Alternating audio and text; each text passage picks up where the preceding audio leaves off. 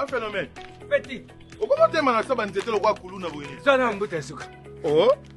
Mbota suka okende wapi? Oh, mais ngaza uvoyager. Uzo voyager, tozo voyager. Avoyager oya wuti aye. Avoyager uyake ngaza ukenda. Uzo voyager uzo okende wapi?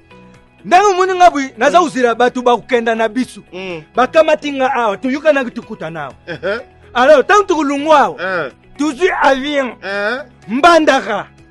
Mbandaka turungwe. Kenge. Turungwe kenge. Tuzi avion mtsusu. Cameroon. Tantu kuma Cameroon. Tuzi tsika avion oyo penda ekomi tabiso. Atubeta Cadena. Cadena onde mboka nini wa? Cadena hivi Cadena te. Ah, Canada. Ok. Tuzuka na Cadena te. Mama États-Unis. États-Unis. États-Unis.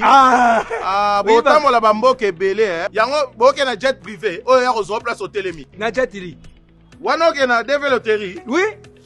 Ya agence ni. Agence partout. Yango bako lia kabino mbongo. Développerie nanu bandité. Ezo bandane le 4. Lelo. Le 4 octobre.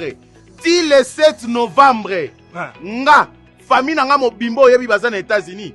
Bazwa visa na liziba ya visa. Place ngamo na salaka. So oza na posa ozwa visa. O mata avion na aéroport et non na saba nzete landanga.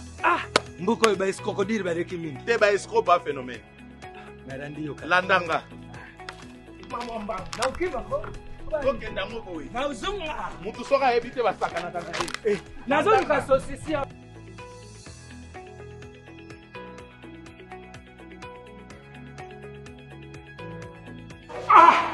Narubie. Asiko tuona aéroport. Te aéroport te. Aoza na kati ya lisiba ya ba visa. Oyo to bengi business house service. Au moins nenga koti ao.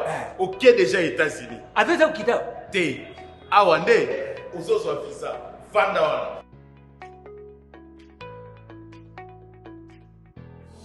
Tiens, na business house service. À part awa na kitambo, vous avez sous bisikani. Na magasin awa, toza na plus de 10 agences. Et bon na ngaliema na DGC, toza wana, na IPEN, na route Matadi, na Bandal, en face ya hôpital Sebeko, même na Kasavu, na Victoire, na Pompage, référence saut de mouton, na Gombe Papa Phénomène.